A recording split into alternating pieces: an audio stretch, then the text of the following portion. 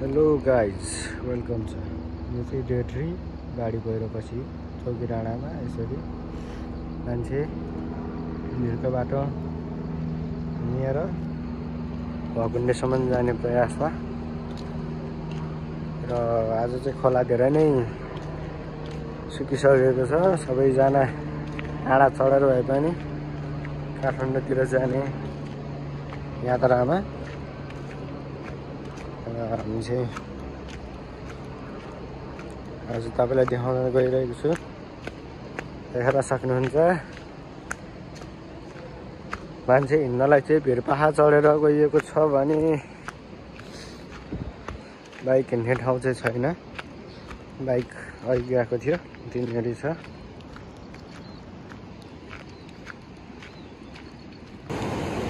देख्न सक्नुहुन्छ माथिबाट गएको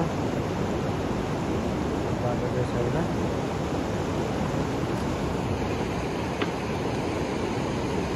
यहाँदेखिको बाटो यहाँनिर जोइन भएको थियो, यहाँनिर छैन। यता चाहिँ मान्छे हिँड्नेसम्म बनाउनलाई प्रयास जारी नै छ। मान्छेहरू त्यहाँबाट हेरिरहेका छन्। मान्छे हिँड्नको लागि बनाउन सकिन्छ कि बाटो भनेर प्रयास जारी नै छ। हामी पनि थोरै उता छौँ।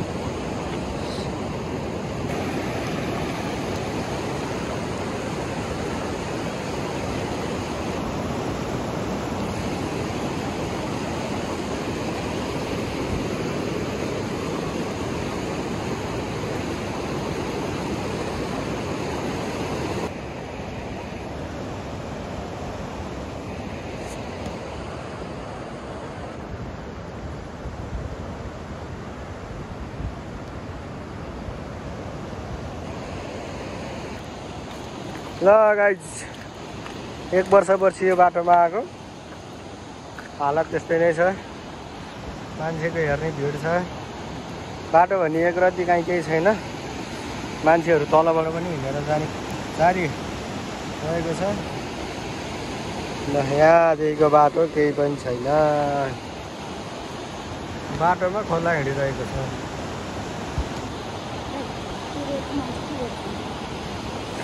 यताबाट जान मिल्ला मिल्छ तर माथिबाट ढुङ्गा खस्यो भने त्यही भएर त माथिबाट जाँदा बरु ठिक हुन्छ भने अब मानेनन्। ल यस्तो दोषी मोलेर जाने क्रम जारी नै छ। माथिबाट मान्छे गइरहेको छन्। गाडी हिजो अस्तिको भन्दा धेरै नै कम भएको छ। यही नै हो अहिलेको ताजा खबर चाहिँ चौकी डाँडाको। हेर्न सक्नुहुन्छ मान्छेहरू दसैँको बेलामा पाहुनाहरू आएर त्यहाँ फर्किने जाने, त्यहाँ पनि फर्किने जाने। त्यहाँभन्दा केही विकल्प छैन। त्यहाँबाट चाहिँ कहाँ जाने भन्ने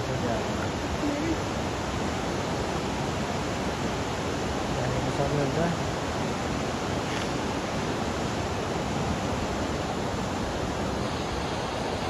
छिटो भन्दा छिटो यो ठाउँमा चाहिँ मान्छे हिँड्नेसम्म बाटो बनाइदिएदेखि ठिक हुन्थ्यो। गाडी जाने भने बिस्तारै जान्थ्यो। ल पहिरोको हालत यस्तो छ। गाडीको यही यिनीहरूले गर्दा नि यता ठोक्यो क्या। नभए यताबाट आउँथ्यो।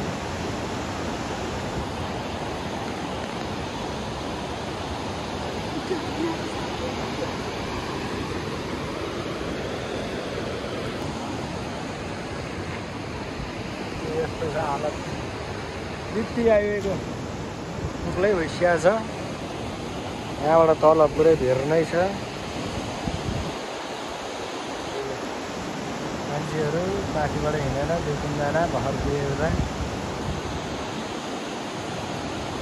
उतातिर चाहिँ उहाँ पुगेर यिनीहरू पनि।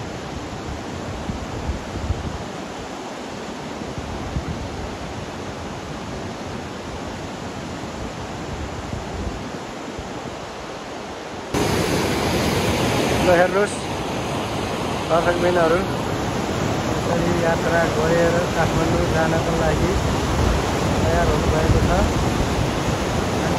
महाकाल मूर्ति बनेर भए पनि सहर छैन, बाल्यहरू भएको छ। यो काम छ कसरी बाटोकाले पनि यो बाटो पुरै भकुण्डेसम्म हिँडेर त्यहाँबाट बस चलेको छ। त्यहाँबाट चाहिँ पानी भनेको निर्माण भएको छ।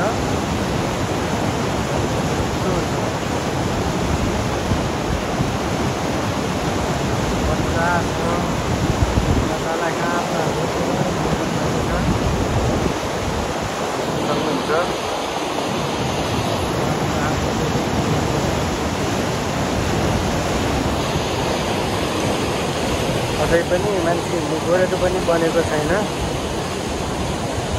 त्यो किनारामा चाहिँ। खोलाको बहाव अझै पनि रहेको छ, हेर्न सक्नुहुन्छ।